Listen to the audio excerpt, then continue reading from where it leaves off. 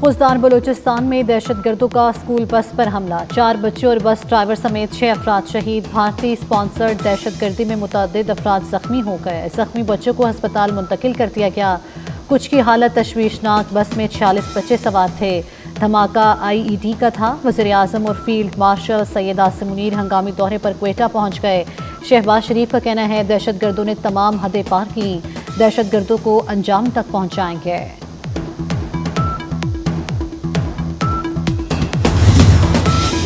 ISPR کے مطابق بھارتی اسپانسرڈ دہشت گردوں نے بس کو نشانہ بنایا۔ بزدلانہ حملے کی منصوبہ بندی دہشت گرد ریاست بھارت میں کی گئی۔ بلوچستان میں بھارتی پراکسیز نے اس بھیانک منصوبے کو انجام دیا۔ میدان جنگ میں ناکامی پر بھارت بلوچستان اور KP میں پراکسیز سے دہشت گردی کرا رہا ہے۔ منصوبہ سازوں اور مددگاروں کو کٹہرے میں لایا جائے گا۔ بھارت کا مکروہ چہرہ بے نقاب کیا جائے گا۔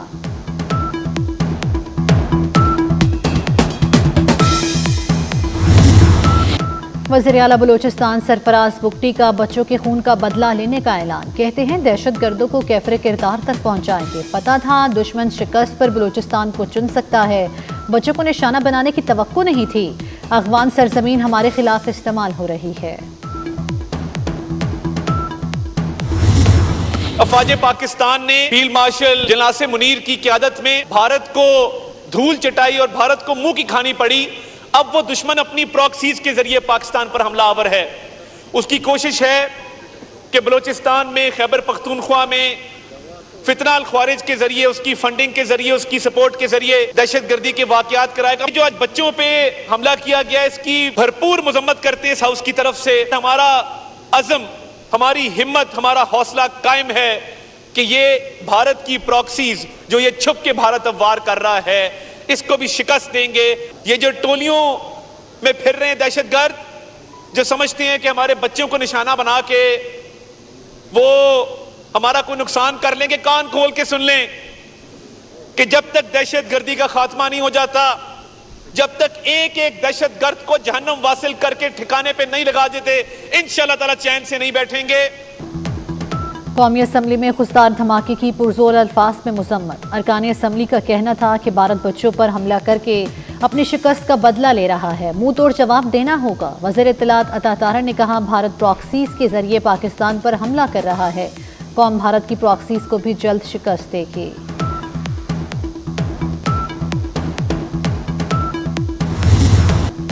جنگ میں اسرائیل نے بھارت کی خوب مدد کی۔ جنگ سے قبل اسرائیل کے 150 تربیت یافتہ لوگ بھارت پہنچے۔ وزیر اعظم شہباز شریف کی سینئر صحافیوں سے گفتگو، کہا بھارت ابھی تک کسی تیسرے ملک پہ مذاکرات پر راضی نہیں۔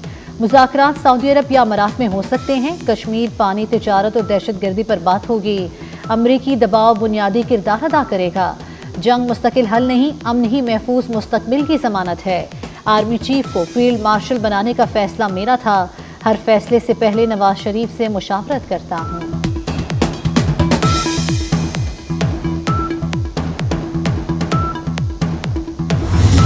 بھارت آگ سے کھیل رہا ہے، بھارتی بیانیے سے تنازع میں کسی بھی وقت چنگاری ڈالی جا سکتی ہے۔ DG ISPR lieutenant general Ahmed Sharif کا BBC کو انٹرویو، کہا بھارت کی طرف سے کسی اطلاع کی ضرورت نہیں، ہم چوکنا ہیں، اگر جنگ چاہیے تو پھر جنگ ہی صحیح۔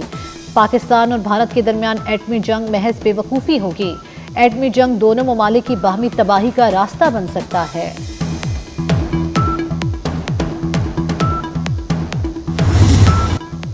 بھارت کو پانی بطور ہتھیار استعمال نہیں کرنے دیں گے، اسرائیل نے خوراک اور بھارت نے پانی کو ہتھیار بنایا۔ بلاول بھٹو کی سفارتی کمیٹی کے ارکان سے گفتگو، کہا بھارت بہت کمزور وکٹ پر ہے، پاکستان اور بھارت جوہری قوتیں ہیں، جنگ چھڑی تو اثرات دونوں ملکوں تک محدود نہیں رہیں گے۔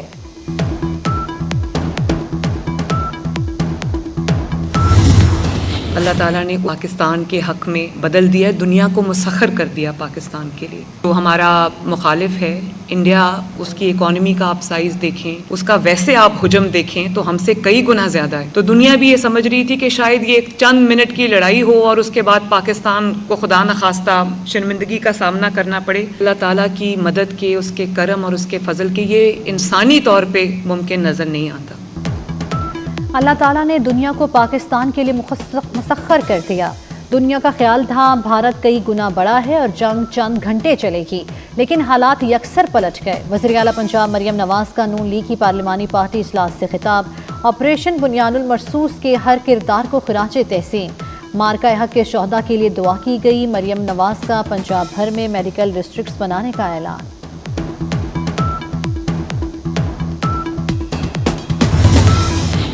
پاکستان اور چین کے درمیان سی پیک کو افغانستان تک توسیع دینے پر اتفاق۔ اسحاق ڈار، وانگ جی اور امیر خان متقی کی بیجنگ میں ملاقات۔ بیلٹ اینڈ روڈ منصوبے پر تعاون بڑھانے پر اتفاق۔ وزرائے خارجہ کا خطے میں استحکام اور ترقی کے فروغ کا عزم۔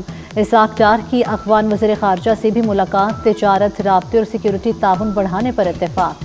اسحاق ڈار کہتے ہیں اگلا سہ فریقی اجلاس کابل میں ہوگا۔ فیلڈ مارشل عاصم منیر کی راولپنڈی میں یادگار شہداء پر حاضری۔ یادگار شہداء پر پھولوں کی چادر چڑھائی اور فاتحہ خوانی کی۔ فیلڈ مارشل سید عاصم منیر کو گارڈ آف آنر دیا گیا۔ فیلڈ مارشل نے اعزاز قوم، افواج پاکستان اور شہداء کے نام کیا۔ کہا قوم اور افواج کے شہداء نے بھارتی جارحیت کے خلاف فولادی دیوار کا کردار ادا کیا۔ بھارت اشتعال انگیز اقدامات سے باز نہ آیا۔ بھارت نے ایک اور پاکستانی سفارتکار کو ملک چھوڑنے کا حکم دے دیا۔ پاکستان نے بھی جوابی اقدامات پر غور شروع کر دیا۔ پاکستان میں بھارتی سفارتی اہلکار کو ناپسندیدہ شخصیت قرار دیا جائے گا۔ بھارتی سفارتی اہلکار کو 24 گھنٹوں میں پاکستان چھوڑنے کا حکم دیا جائے گا۔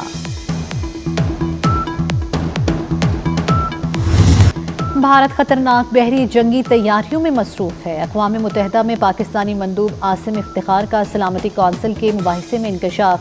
کہا بھارت بحری توسیع پسندی اہم آبی راستوں پر غلبہ حاصل کرنا چاہتا ہے۔ بھارت دریاؤں کو ہتھیانے، انہیں بطور ہتھیار استعمال کرنے کی روش پر گامزن ہے۔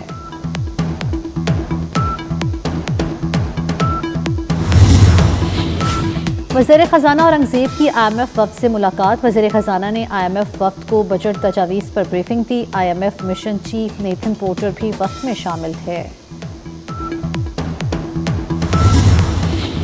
پاکستان میں ڈیجیٹل اثاثہ جات اتھارٹی قائم کرنے کا فیصلہ۔ وزارت خزانہ نے پی ٹی اے کے قیام کی منظوری دے دی۔ ڈیجیٹل اثاثوں کی ریگولیشن کے لیے نیا ادارہ قائم کیا جائے گا۔ آگ برساتی کرنیں جھلسانے والی گرمی۔ سورج نے دن میں تارے دکھا دیے۔ گھٹن اور حبس کے بھی ڈیرے، شہری نے ڈھال، چرند پرند ہلکان۔ فورٹ عباس میں درجہ حرارت 50 ڈگری گریڈ تک جا پہنچا۔ فیصل آباد میں 45 ڈگری ریکارڈ کیا گیا۔ شدید گرمی نے لاہور والوں کو بھی چکرا دیا۔ پارہ 43 ڈگری تک جا پہنچا۔ بھاولپور میں درجہ حرارت 42 ڈگری رہا، لیکن گرمی 46 ڈگری والی محسوس ہوئی۔ اسلام آباد میں درجہ حرارت 41 ڈگری رہا۔ کراچی میں درجہ حرارت 37 ڈگری رہا۔ شام میں لاہور سمیت مختلف شہروں میں ہوائیں چلنے لگیں۔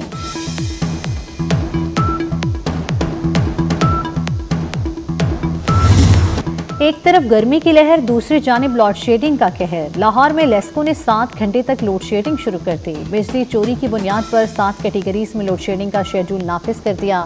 30% لائن لاسز پر 3 گھنٹے کی لوڈ شیڈنگ، 40% تک 4، 50% لائن لاسز پر 5 گھنٹے بجلی کی بندش کا فارمولہ سامنے آ گیا۔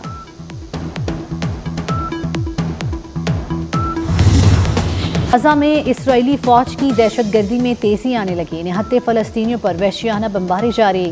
صہیونی فوج نے مقبوضہ مغربی کنارے میں یورپی سفارتی وفد پر فائرنگ کر دی۔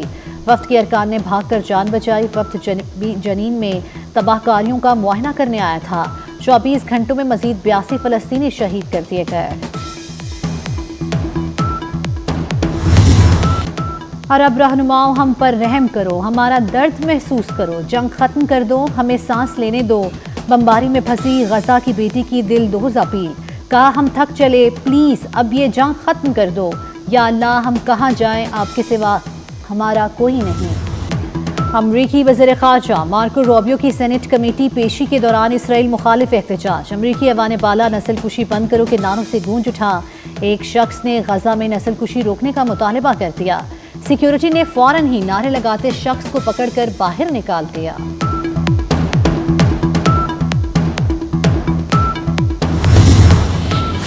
چین اور روس سے لاحق خطرات۔ امریکی صدر ڈونلڈ ٹرمپ نے 175 ارب ڈالر کے گولڈن ڈوم دفاعی نظام کے ڈیزائن کا انتخاب کر لیا۔ یو ایس اسپیس فورس کے جنرل مائیکل گیلٹلین پروگرام کے سربراہ مقرر، ڈونلڈ ٹرمپ کا کہنا ہے گولڈن ڈوم ہمارے وطن کا تحفظ کرے گا۔ امریکی میڈیا کے مطابق منصوبہ جنوری میں ٹرمپ کے حکم پر شروع کیا گیا تھا۔ گولڈن ڈوم میزائلوں کی شناخت، انہیں ٹریک کرنے اور فضا میں ہی تباہ کرنے کی صلاحیت رکھتا ہے۔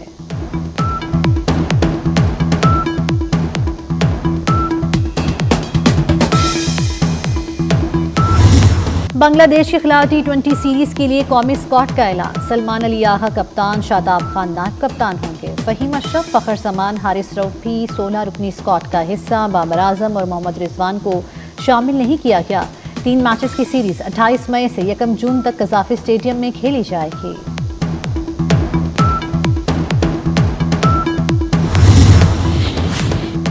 امریکی گلوکارہ جینیفر لوپیز کے خلاف مقدمہ درج، گلوکارہ پر تجارتی مقاصد کے لیے کھینچی گئی تصاویر بغیر اجازت سوشل میڈیا پر شیئر کرنے کا الزام ہے۔ جینیفر کی ذاتی تشہیر اور برانڈ کے شراکت داروں کو فروغ دینے کے لیے تصاویر کھینچی گئی تھیں۔